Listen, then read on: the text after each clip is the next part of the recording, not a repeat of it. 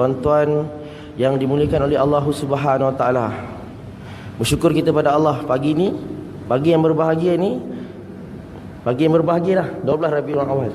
Allah Subhanahu Wa Taala telah temukan kita di tempat yang paling Allah Subhanahu Wa Taala suka sekali, tempat yang paling Allah Subhanahu Wa Taala rahmati sekali, iaitu masjid, rumah Allah Subhanahu Wa Taala. Jadi alhamdulillah tuan-tuan, walaupun di dunia ini terdapat banyak tempat-tempat yang menarik, yang indah-indah, pemandangan di tepi pantai, pemandangan di atas bukit, pemandangan di taman-taman bunga yang cantik, menarik, tetapi tuan yang Allah SWT muliakan, masjid, walaupun tempat dia sederhana, Masya Allah, tetapi masjidlah tempat yang paling Allah SWT suka, tempat yang paling Allah SWT rahmati ni kat muka alam ini. Tapi alhamdulillah kita tengok sini masjid Tasik Gulugur, subhanallah, bukan sederhana, subhanallah, kan? Alhamdulillah cantik, Masya Allah. Tapi jalan raya besar lagi, subhanallah. Jadi alhamdulillah kita syukur pada Allah Subhanahu Wa Taala. Dan apabila Allah Subhanahu Wa Taala telah sampaikan kita ke masjid, rumah Allah Subhanahu Wa Taala, kita masuk masjid dengan penuh adab, Masya Allah. Dan kita masuk masjid dengan kaki kanan, kita baca doa, Allahumma ftahli abwaba rahmatik. Kita minta pada Allah Subhanahu Wa Taala agar apa? Dibukakan segala pintu-pintu rahmat untuk kita. Dan ini adalah yang diajar oleh junjungan besar Nabi kita Muhammad sallallahu alaihi wasallam. Di mana Nabi SAW ni tuan-tuan merupakan rahmat untuk sekalian alam, rahmatul alamin.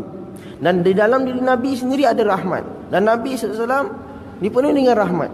Tapi tuan-tuan yang mulia, begitu punya rahmat tuan-tuan yang mulia, Allah Subhanahu Wa Taala tetap menyarankan kepada Nabi SAW bila masuk masjid baca doa. Doa apa? Nabi doa apa? Nabi doa supaya dibukakan segala pintu-pintu rahmat. Walaupun Nabi SAW ni rahmatul alamin.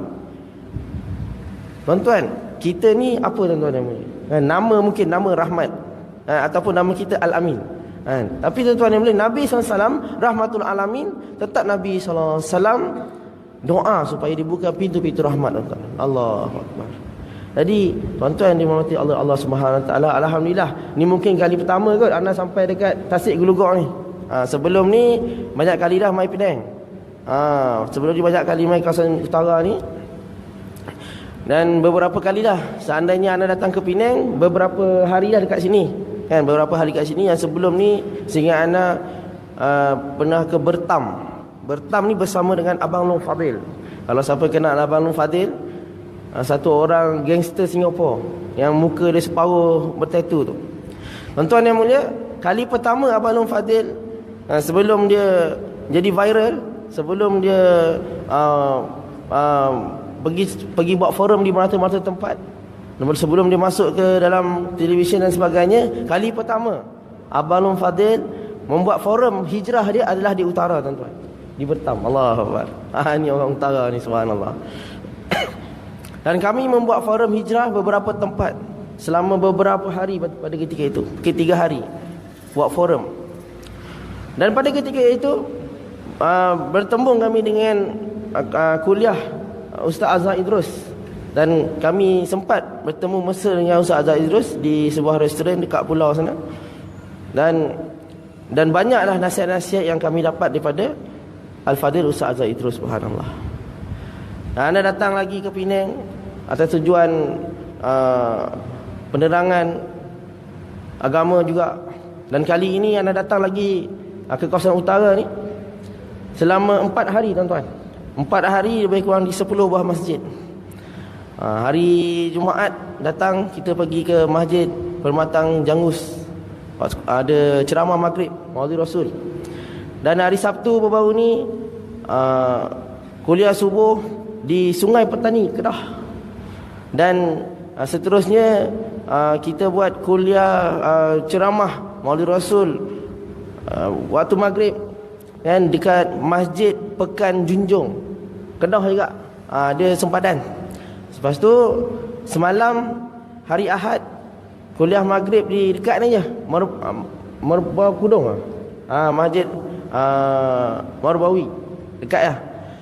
Lepas tu kuliah maghrib malam tadi dekat Masjid Tasik Junjung, Pulau Pinang. di sepadan dengan Kedah tu. Dan itu maghrib. Isyak pula sambung di Masjid Kepala Gajah, Pak Masjid Ustaz Anur Husin di Bandar Tasik Mutiara. Dan pagi ni subhanallah dekat Masjid Tasik Gerugok ni. Dan insya-Allah selepas ni ada Maulid Rasul dekat Sungai Seluang lah, dekat dengan Padang Serai sana.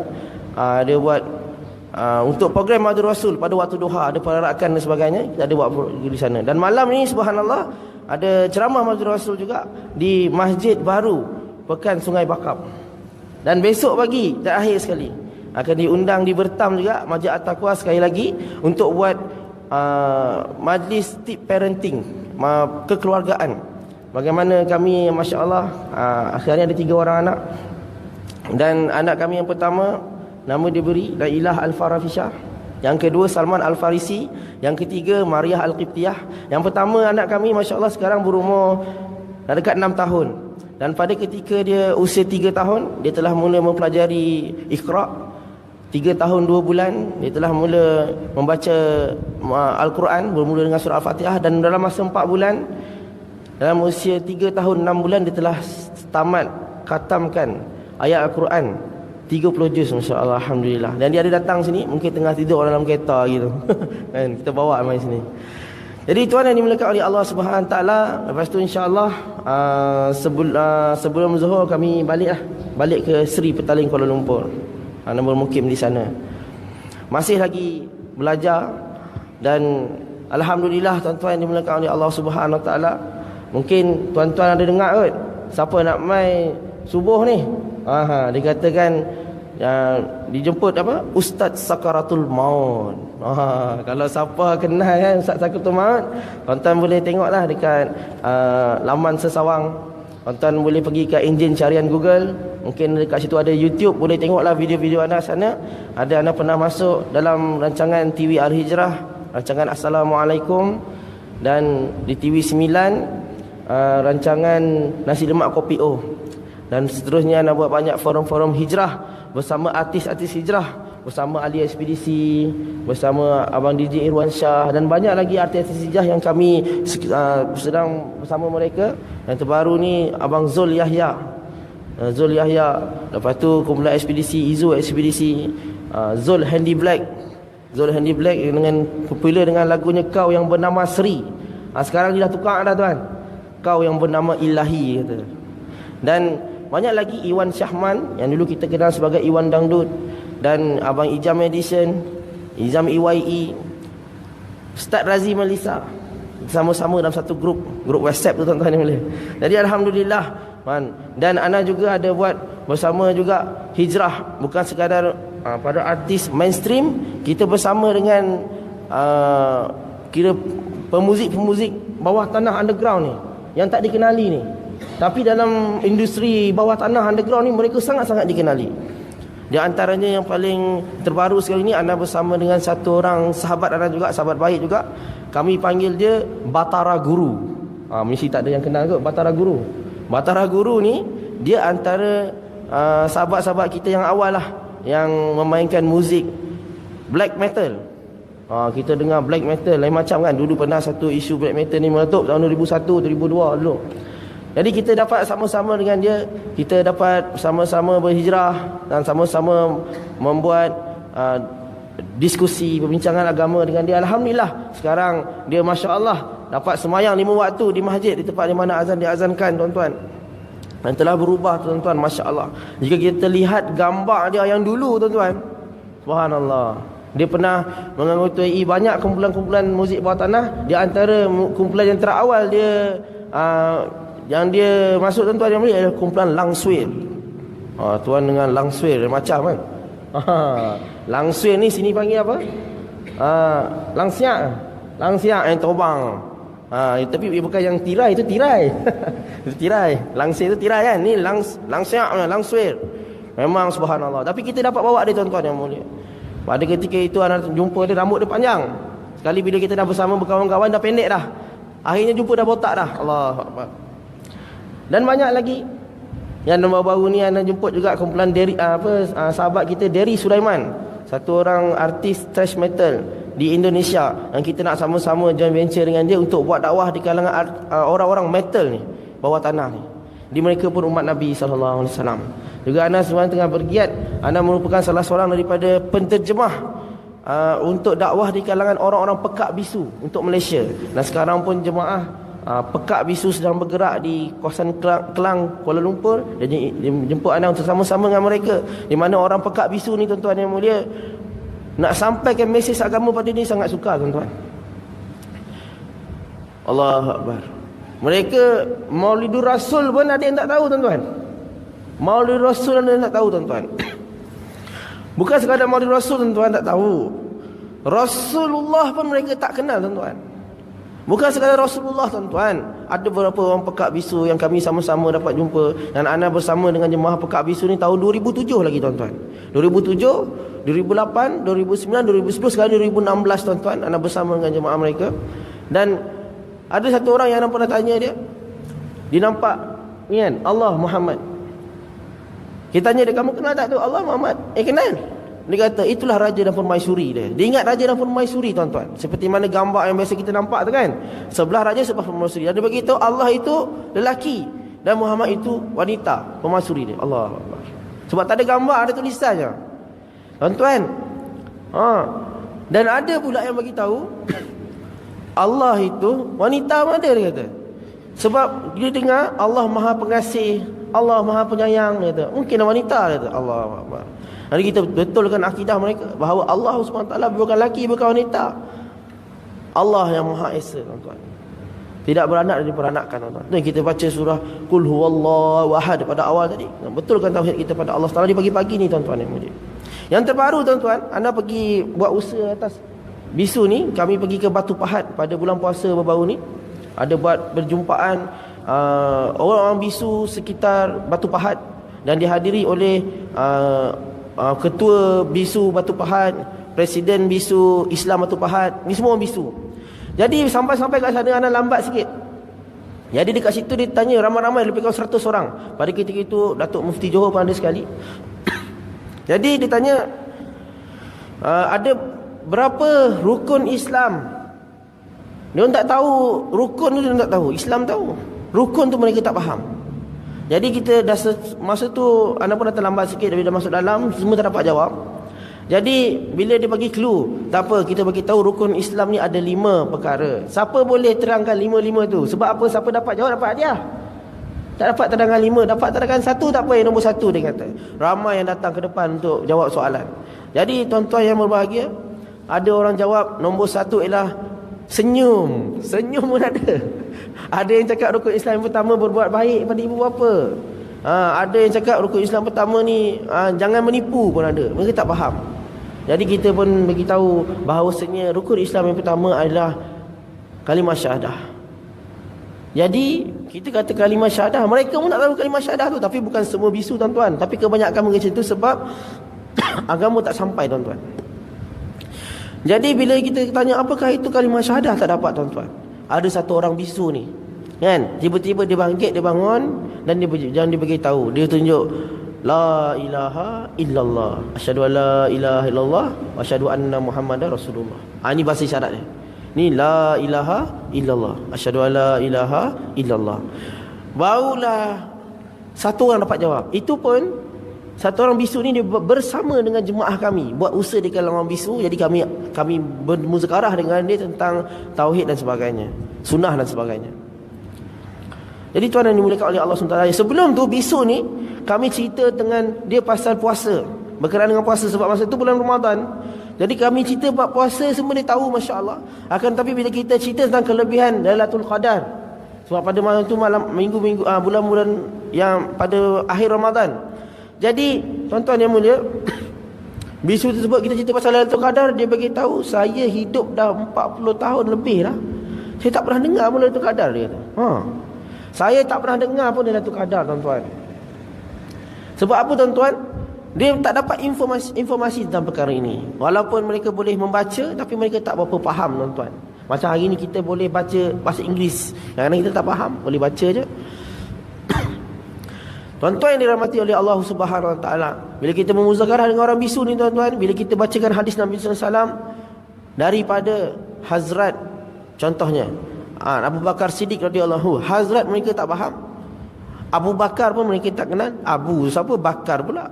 Bakar dulu ke Abu dulu, dia kata. Meriwayatkan mereka tak tahu. Yang mereka tahu bagi tahu, cerita tahu. Tapi riwayat ni tak ada dalam kamus orang bisu, tak ada. Dalam terjemahan pun tak ada. Meriwayatkan Rasulullah sallallahu alaihi wasallam, ada yang kenal ada yang tak kenal, bersabda. Bersabda pun tak tahu tuan-tuan. Apa benda bersabda tu? Sesungguhnya Allah SWT berfirman. Berfirman tu apa? Kat situ mereka dah tak nampak dah tuan-tuan. Itu baru sepotong hadis, baru permulaan. Baru permulaan hadis mereka tak dapat tuan-tuan. Ada satu orang bisu begitu tanya kat anak, dia kata, "Ustaz, yang tu apa yang?" Yang Allah yang berkuasa, Allah yang memelihara.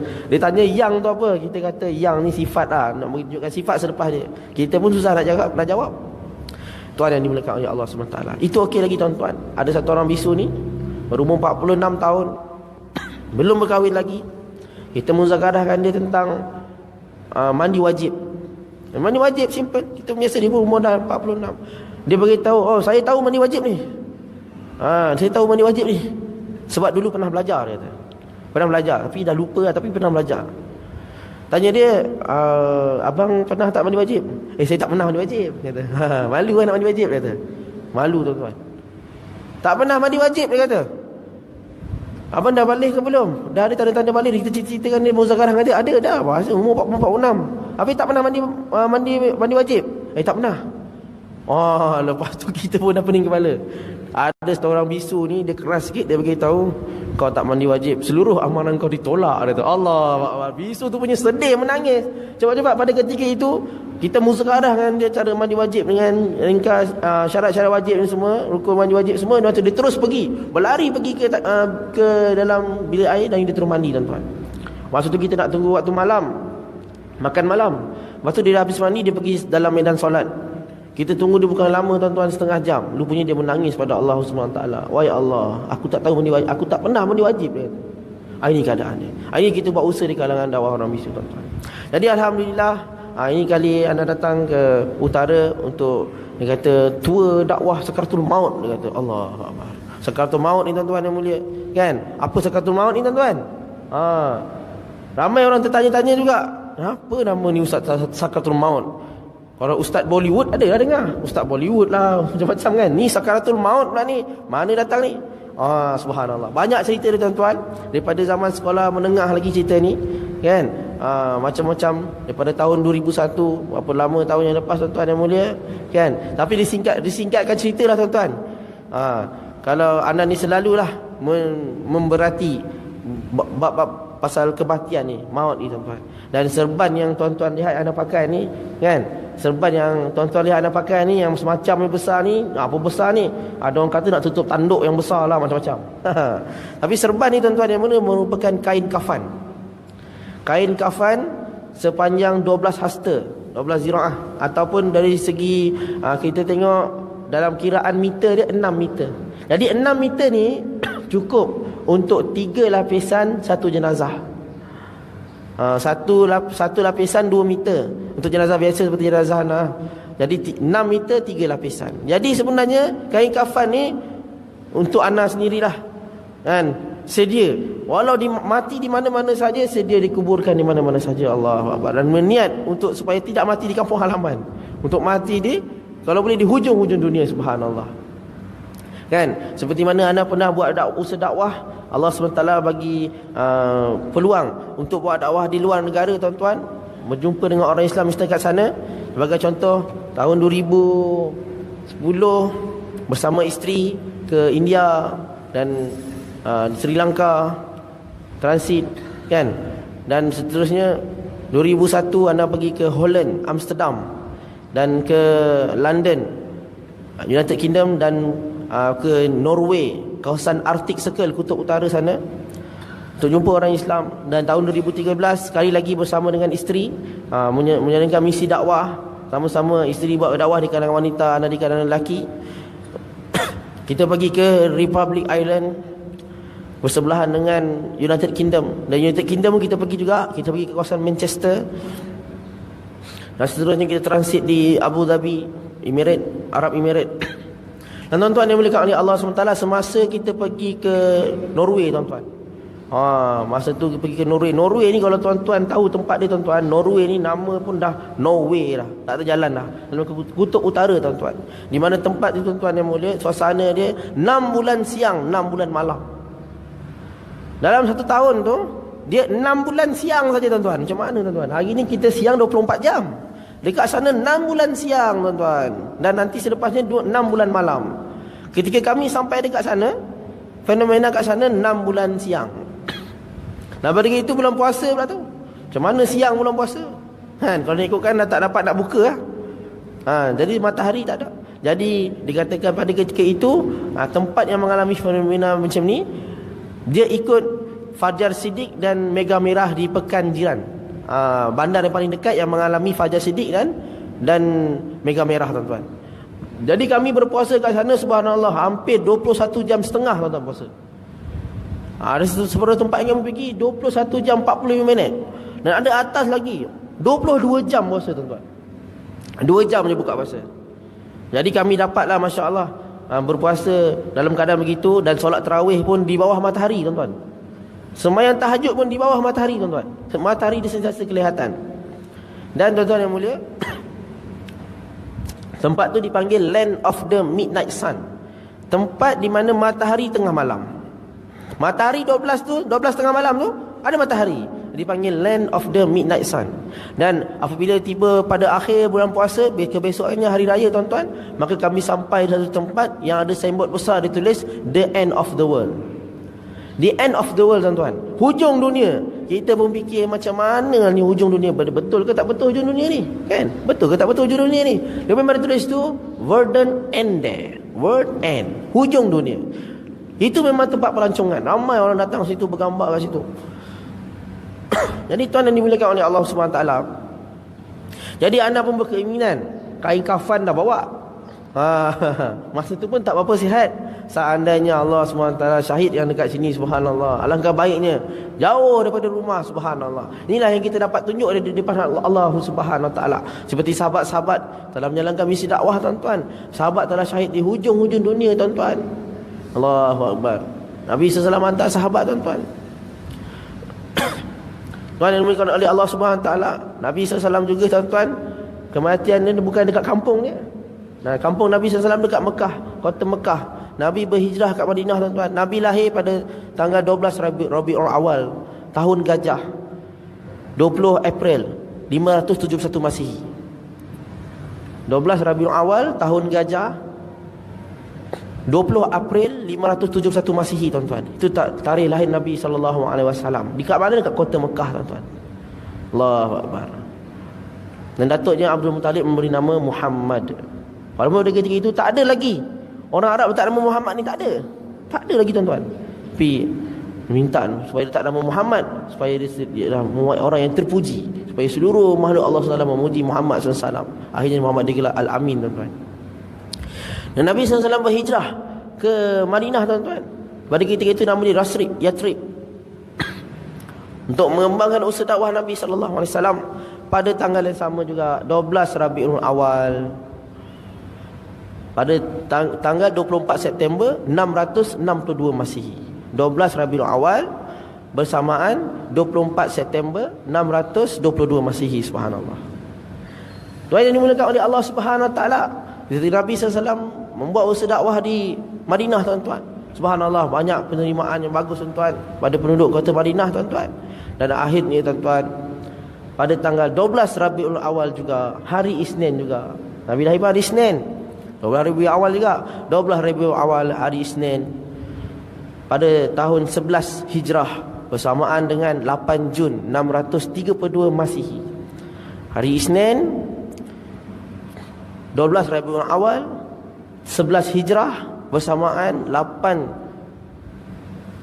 Jun 632 Masihi. Nabi SAW telah dijemput oleh Allah Subhanahu Wa Taala. Dan kematian Nabi SAW di Madinah. Nabi pun lahir di tempat lain, di kampung dia, dan meninggal dekat luar pada kampung dia. Allah. Jadi pun kita kena ada azam niat macam tu, insya-Allah tuan-tuan. Kita mengembangkan usaha dakwah, taklim dan tazkiyah kita. Tak kisahlah apa cara sekalipun, dan kita niat supaya kita dicairkan oleh Allah SWT di hujung-hujung dunia. Tuan yang dimulakan oleh Allah Subhanahu Wa Taala, kematian ni memang akan datang tuan-tuan.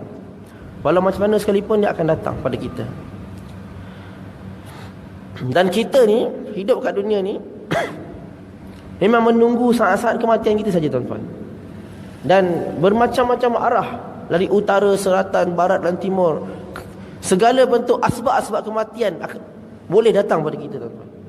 Macam berbagai-bagai arah tuan-tuan. Kita sedang naik kereta, bila-bila masa saja asbab kematian betul terjadi pada diri kita. Kita tengah duduk saja macam ni pun, bila-bila masa saja asbab kematian Allah boleh hantar macam-macam cara jadi asbab kematian pada kita, yang kita tak terfikir tuan-tuan. Dan hari ni kita fikir kita mati macam lambat je lagi, kan? Nak mati aksiden tak mungkin kot, sebab saya berhati-hati kita. Kan? Macam-macam kita fikir. Nak mati dalam rumah tak mungkin kot sekarang ni, sebab saya sihat lagi ni. Allah Akbar. Macam-macam kita fikir. Tengah jalan-jalan rasa tak mati lagi kot, sebab nampak kawan ni lagi tua, umur 65 tak mati lagi. 85. Saya muda lagi. Baru 80 muda lagi. Macam tu. Tak rasa tuan-tuan. Tapi sedar tak sedar tuan-tuan, kematian sentiasa merenung wajah kita tuan-tuan. Kematian ni selalu datang pada kita tuan-tuan. Ada yang kata 70 kali sehari. Jadi tuan-tuan, nak bagi tahu angka 7 ni memberi makna kasir dalam bahasa Arab. Memberi makna banyak dalam bahasa Arab. Kan? Dalam bahasa Melayu pun kita guna 7 banyak juga. Sebagai contohlah, kita tanya, anak kau berapa orang? Anak saya 3 orang. Biasa. Anak kamu 6 orang. Banyak tu. Anak kamu 7 orang. 7? Banyak je. 7 dah banyak dah. Kan? Rumah kamu berapa tingkat? 3 tingkat. Biasa. Orang kaya 3 tingkat ni. Rumah kamu berapa tingkat? 5 tingkat. Subhanallah, 5 tingkat. Kita membayangkan bawah ni tempat parking, atas ada kolam renang dan sebagainya. Tinggi, rumah besar. Tapi bila satu orang kata, kita tanya dia, rumah kamu berapa tingkat? Rumah saya 7 tingkat. Kita pun terkejut. 7 tu apa? Bangunan ke rumah ke apa? Kompleks ke apa? 7 dah erti makna besar, banyak dan sebagainya tuan-tuan. Kereta 5 tempat duduk. Besar sikit kita panggil 7 seater. Besar banyak lah tuan-tuan. Begitu juga dalam bahasa Arab ni 7 memberi erti banyak tuan-tuan. Tapi tak semualah menunjukkan erti banyak. Tapi kebanyakannya kita kata 7 tu macam zaman sahabat. Kan? Nabi SAW nak bagi satu kelebihan yang kelebihan dia dapat banyak. Nabi bagi itu, kamu akan dapat 70 kali ganda. Banyak tu. Ataupun dikatakan kamu dapat 700 kali ganda pahala. Banyak tu.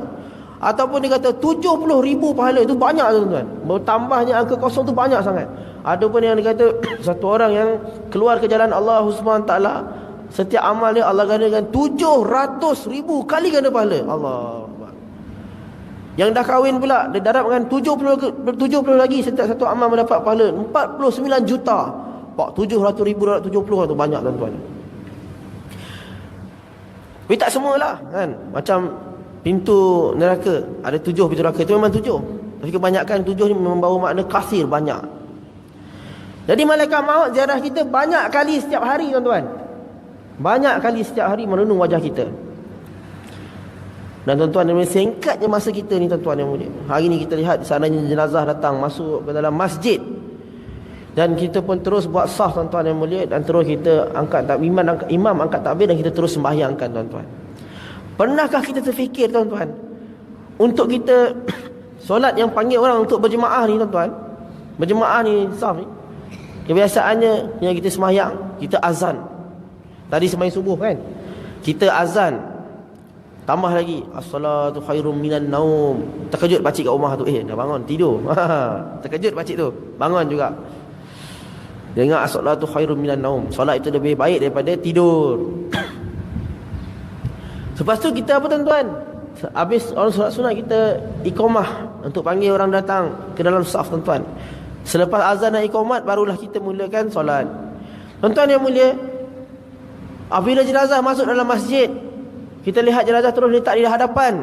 Imam pun datang hadapan. Kita semua datang hadapan untuk mendirikan solat berjemaah ke atas jenazah tersebut tuan-tuan. Imam terus dia takbir. Tak ada azan, tak ada iqamah tuan-tuan. Pernah tak kita fikir? Tak ada azan, tak ada iqamah. Jadi tuan-tuan yang mulia, dikatakan bahawa azan dengan iqamah untuk jenazah ni telah dilakukan sejak awal lagi tuan-tuan. Iaitu sejak bila tuan-tuan? Semenjak satu orang tu dilahirkan ke dunia ini, disunatkan untuk azan di telinga kanan dan iqamahkan dekat telinga kiri ni. Kan? Tak kira lelaki atau wanita tuan-tuan. Bayi lelaki atau bayi perempuan disunatkan untuk azan di telinga kanan dan iqamahkan dekat telinga kiri dia. Pertama memang untuk memberi kalam-kalam Allah yang suci didengar dekat telinga dia, masuk dalam lubuk hati dia. Pertama tu. Tetapi tuan-tuan yang mulia, beri kesan dia tuan-tuan yang mulia, apabila dia mati nanti, dia jadi jenazah, dia tak perlu diazankan, tak perlu diqamahkan, terus saja mendirikan solat jenazah untuk dia. Jadi betapa pendeknya masa kita ni tuan-tuan. Dan kita hidup ni memang sebenarnya nak tunggu waktu mati kita je. Seperti mana orang dah azan iqamat, nak tunggu waktu apa lagi? Dah azan dah iqamat, nak buat apa lagi? Terus menuju pada saf tuan-tuan. Terus pergi penuhkan saf hadapan. Inilah realiti dia tuan-tuan. Inilah realiti kehidupan kita di muka alam ini tuan-tuan. Jadi hari ini kita lihat Nabi kekasih Allah SWT yang sangat kita sayang pun telah kembali pada Allah SWT, telah dijemput oleh Allah SWT tuan-tuan. Walaupun pada ketika itu semua sahabat bersedih tuan-tuan. Semua sahabat bersedih tuan-tuan. Apa kehilangan junjungan besar Nabi Muhammad SAW. Caca marba pada ketika itu tuan-tuan. Tak tahu nak buat apa masa itu. Abu Bakar Siddiq merupakan khalifah pada ketika itu, menjaga betul-betul sahabat. Jemaah perlu dihantar, Islam perlu digerakkan. Dan seterusnya tuan-tuan yang dimuliakan oleh Allah SWT, banyak lagi sahabat-sahabat telah kembali pada Allah SWT. Ulama-ulama terdahulu kembali pada Allah SWT. Dekat Malaysia ni pun dulu kita dengar Hang Tuah. Hang Tuah pun dah tak ada. Kita dengar macam-macam nama tokoh-tokoh Melayu ni, dah tak ada dah sekarang ni tuan-tuan. P. Ramlee pun dah tak ada tuan-tuan. P. Ramlee pun dah tak ada dah, kembali pada Allah SWT. Satu hari nanti tuan-tuan yang mulia, kita pun akan kembali pada Allah SWT. Dan pada hari ini kita menguruskan jenazah sahabat-sahabat kita tuan-tuan. Kita menguruskan jenazahnya di rumah dia tuan-tuan. Kita memandikan jenazah sahabat-sahabat kita. Kita mengkafankan jenazah sahabat kita. Kita solatkan jenazah kawan kita. Dan kita menghantar jenazah kawan kita ke kuburan, masukkannya ke dalam yang lahat, dan kita talqinkan sama-sama kubur sahabat kita. Dan kita baru pergi daripada kubur sahabat kita tadi tuan-tuan, balik ke rumah. Satu hari nanti, pasti dan pasti, keadaan yang kita buat tu tuan-tuan berlaku pada diri kita sendiri. Sahabat-sahabat kita yang lain akan menguruskan jenazah kita, akan memandi, menggosok-gosokkan jenazah kita tuan-tuan. Sahabat kita yang lain akan mengkafankan jenazah kita. Sahabat-sahabat kita yang lain akan solatkan jenazah kita. Dan sahabat kita yang akan membawa jenazah kita ke kuburan dan akan masukkan jenazah kita di liang lahat. Maka muka kita akan dibuka dan hidung kita akan diletakkan di tanah tuan-tuan. Dan kita berada dekat dalam lambung kanan. Dan jenazah kita akan ditimbus tuan-tuan, diletak batu nisan sementara di atasnya, dan mereka akan talqinkan jenazah untuk mayat kita tuan-tuan. Dan mereka akan berlalu pergi, tinggallah kita seorang diri bertemankan amalan-amalan kita tuan-tuan. Hanya amalannya yang akan kita bawa kembali pada Allah Subhanahu Wa Taala. Jadi kematian ini adalah satu benda yang pasti dan pasti akan berlaku tuan-tuan. Jadi untuk itu kehidupan dunia ini sangat singkat, sangat sedikit. Kita bolehlah kalau kita nak buat amalan yang berkuantiti, iaitu banyak amalan. Alhamdulillah banyak amalan. Yang paling penting setiap amalan kita adalah kualiti. Amalan yang ada kualiti di sisi Allah Subhanahu Wa Taala. Kalau kita kembali pada Allah, kita bawa pada Allah SWT, amalan kita itu diterima oleh Allah SWT. Sangat malang satu orang tuan-tuan, dia sujud pada Allah SWT, dia buat segala macam kebaikan, akan tetapi amalan dia tidak diterima oleh Allah SWT. Jadi hari ini kita memohon doa kepada Allah agar Allah SWT terima amalan kita. Tuan yang dimuliakan oleh Allah SWT, alhamdulillah ini sangat singkat masanya tuan-tuan. Sedangkan kita akan berhijrah ke alam kubur. Yang alam kubur ni paling kurang masa dia 40,000 tahun. Dunia ni sekejap 60-70 tahun. Alam kubur yang pasti dan pasti setiap jiwa akan hadapi ni paling kurang 40,000 tahun. Kerana apa? Apabila ditiup sangkakala yang terakhir, sangkakala yang pertama pada hari akhirat nanti, pada hari kiamat nanti, kan? Malaikat Israel pun menjalankan tugasnya untuk mencabut nyawa. Semua jiwa telah dicabut nyawanya. Allah tanya pada malaikat Jibril, ada lagi tak orang yang tidak dicabut nyawa? Makhluk yang bernyawa? Ada lagi tak makhluk yang bernyawa? Tidak ada ya Allah, semua aku telah cabut nyawa dia. Kau wahai Israel. Israel masih bernyawa lagi. Israel pun cabut nyawa dia sendiri tuan-tuan. Akhirnya semua yang bernyawa telah kembali pada Allah. Tinggallah Allah yang esa tuan-tuan. Allah lah yang awal, awalnya Allah, tiada awalnya. Dan Allah lah yang akhir, dan akhirnya Allah, tiada akhirnya. Inilah dia tuan-tuan. Pada ketika itu Allah lah yang akhir sekali masa tu, dan akhirnya Allah, tiada akhirnya. Manusia semua akan dihidupkan kembali. Jadi untuk tiupan sangkakala yang kedua tuan-tuan, nak beza tiupan sangkakala pertama dengan sangkakala yang kedua mengambil masa 40,000 tahun. Jadi menunjukkan bahawa manusia yang terakhir sekali mati pada hari kiamat nanti, dia akan duduk dalam kubur paling kurang 40,000 tahun. Dan para masyar paling kurang 50,000 tahun tuan-tuan. Dan titik silat 1,500 tahun. 500 tahun menaik, 500 tahun mendatar, 500 tahun menurun. Dan 500 tahun perjalanan telah kita rasa bahangnya neraka Allah Subhanahu Wa Taala. Dan 500 tahun perjalanan kita rasa wanginya bau syurga Allah Subhanahu Wa Taala. Dan pada satu hari tuan-tuan, apabila manusia yang terakhir sekali yang keluar daripada neraka Allah SWT pun telah keluar tuan-tuan. Manusia yang terakhir sekali yang keluar daripada neraka Allah, yang memiliki iman sebesar zarah tuan-tuan. Zarah ni kecil tuan-tuan, sebesar atom, kecil. Jadi atom ni tuan-tuan, zarah ni kalau kita nak tengok dalam mikroskop, kita kena besarkan dengan gandaan 70 kali ganda dalam bawah mikroskop, satu alat yang dalam misi makmal tu. Barulah kita nampak satu titik zarah tuan-tuan. Ini iman sebesar ini tuan-tuan, Allah SWT bagi syurga pada dia 10 kali ganda dunia. Tuan yang dimuliakan oleh Allah SWT. Apabila telah keluarnya manusia terakhir daripada neraka Allah masuk dalam syurga Allah tuan-tuan, maka Allah SWT tidak lama selepas itu memanggil semua golongan ni, wahai ahli neraka, kemari kamu semua. Wahai ahli syurga, kemari kamu semua. Maka semua jiwa berkumpul tuan-tuan. Maka ahli neraka ni dia gembiralah, sebab berkemungkinan besar ada potensi untuk dia masuk dalam syurga Allah. Dan ahli syurga pula risau, keluh kesah, gundah gulana, takut-takut dia akan dicampakkan ke dalam neraka Allah Subhanahu Wa Taala. Lalu berkumpullah seluruh jiwa pada ketika itu, dan Allah Subhanahu Wa Taala datangkan satu ekor binatang yang menyerupai kibas tuan-tuan. Allah SWT bertanya, berfirman pada semua hamba-hambanya, wahai hamba-hambaku, kenal tak kamu apakah ini? Ramai yang menjawab, kibas, binatang. Maka sesungguhnya binatang inilah maut. Inilah dia kematian yang dirupakan sebagai kibas, binatang tuan-tuan. Inilah dia kematian, inilah ajal. Inilah ajal maut, inilah dia ajal maut. Maka pada ketika itu Allah SWT telah sembelih ajal maut tadi tuan-tuan. Allah telah sembelih ajal maut tadi, dan ajal maut telah menemui ajal tuan-tuan. Ajal maut pun telah maut tuan-tuan dan mulia. Kematian telah dimatikan. Kematian telah menghadapi kematian.